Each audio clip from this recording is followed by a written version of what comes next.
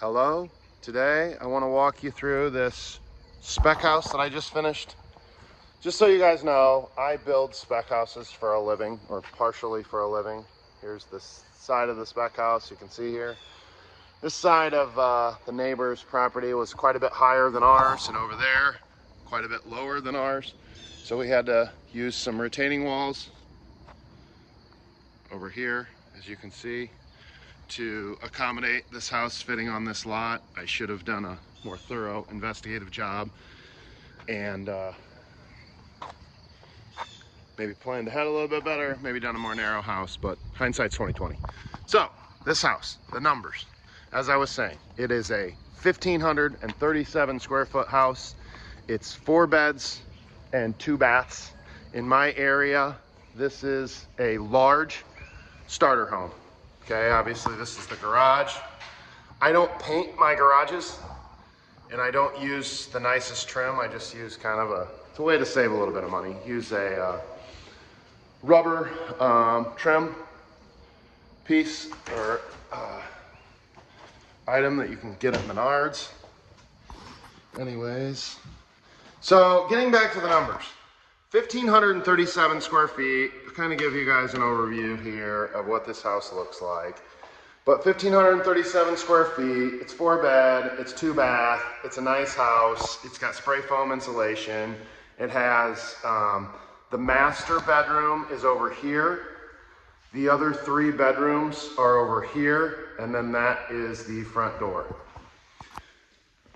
This house sold for $299, and then there was $10,000 of dealer concessions.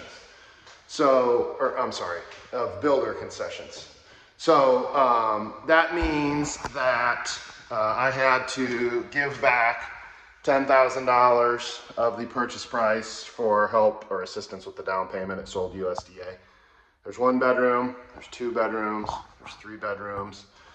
Each one of these bedrooms is fairly nice. It's roughly about 10 by 10. Decent sized bedrooms for this house. You can see here the closet. They're all nice. I mean, they're all, no wire closets in here. Everything in here for the most part is pretty nice. Anyways, quartz countertops in the bathrooms. And then there is laminate countertops in the kitchen. Kitchen has white and gray cabinets. Anyways, back to the numbers. $290 is what we're gonna call the total margin or total sales price on this house. And my cost, master has, they all have ceiling fans. Master has a tray ceiling. This master is quite a bit bigger than the other bedrooms. I would say it's more like 13 by 13. The bathroom in here has the Amish built kitchen cabinets like the kitchen does, and the other ones, the other bathroom over there is a little bit cheaper.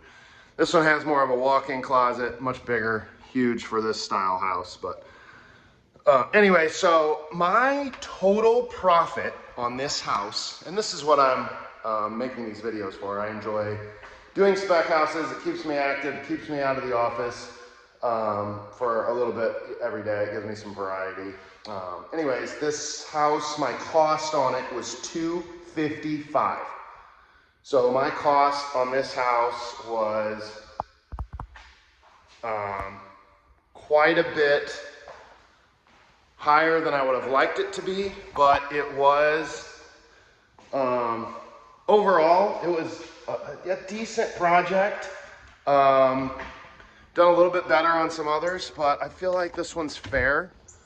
Here's the backyard. Decent sized backyard. This was a really ugly lot when I started. It ended up being, I think this is nice.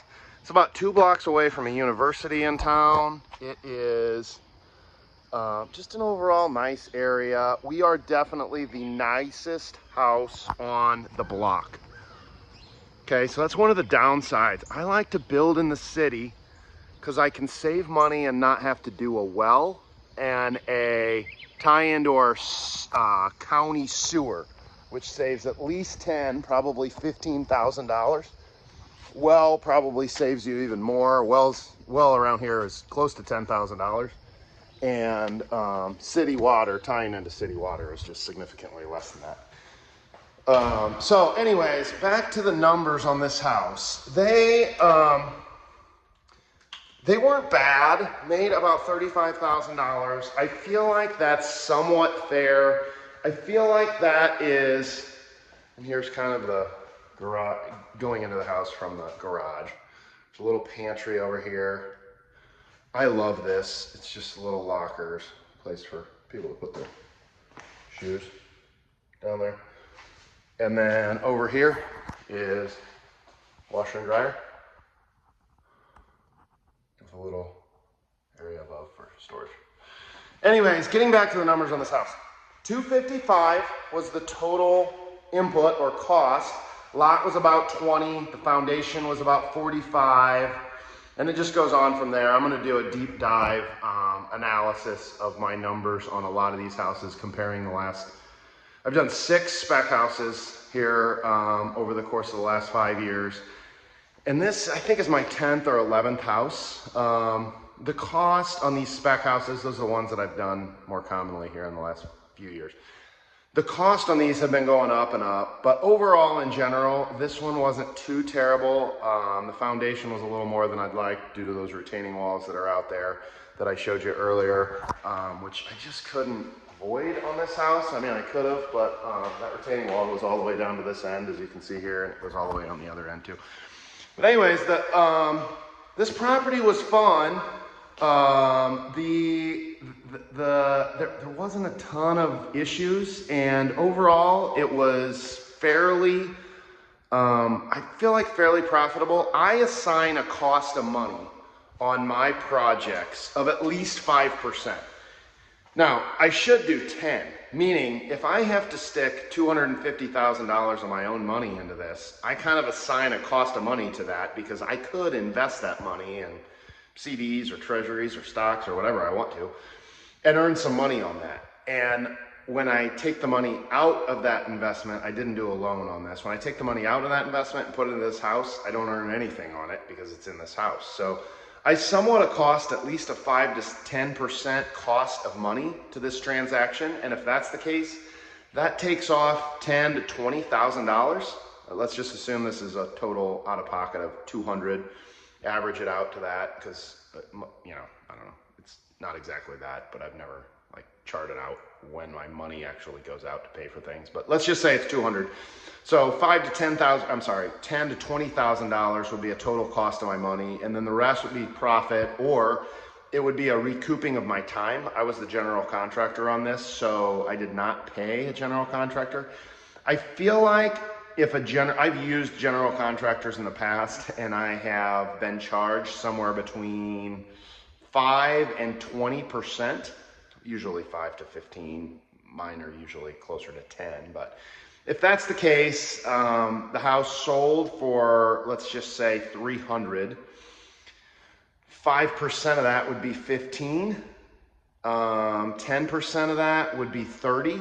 So I made a little bit under 30 if I am taking into account my cost of money. If I'm not taking into account cost of money, then this would be really close to right on the mark. But I do take into account the cost of money. When you build with a general contractor, you have to arrange your financing. So you have to get a construction loan.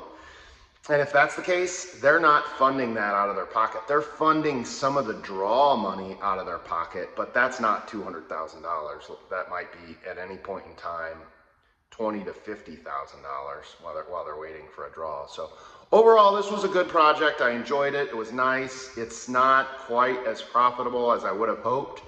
And this is kind of the purpose of this channel, to help anyone who wants to do this or has any building-oriented questions. I'm no expert by any means, but I've done enough of this and I know enough about it. And I know, really, I would call myself more of a good macro guy in knowing the dynamics of, properties to buy, locations that are decent, knowing whether you should do city or county. It's all dependent on the size of your project, what your target market is, and who you're trying to sell to. But for me, this was a pretty dead on. For right now, I'm going to shift over the next couple homes that I do, but this was a pretty accurate project for me with my target market and everything I was looking for. So anyways, thanks for checking out the video and hope it was entertaining.